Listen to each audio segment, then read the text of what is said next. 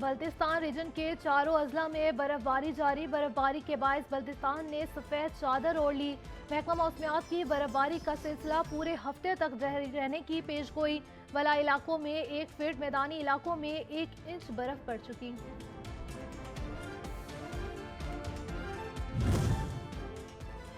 मुल्क के मैदानी इलाके शदीद धुंध की लपेट में। M5 मुल्तान से रोहड़ी तक बंद।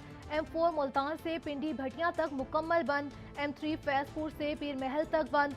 M2 इस्लामाबाद टोल प्लाजा से ठोकर न्याज बेग तक बंद। कौमी शाहराहों पर भी हालात कुछ मुख्तलिफ नहीं, मुसाफिरों को एहतियात की हिदायत।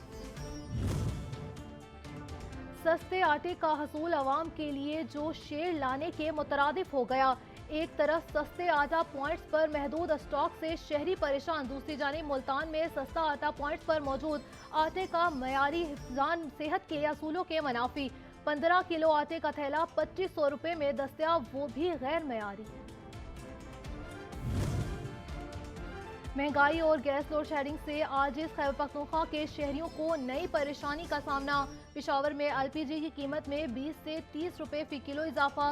CNG की बंदिश से पहले LPG की कीमत 230 रुपये फी किलो थी।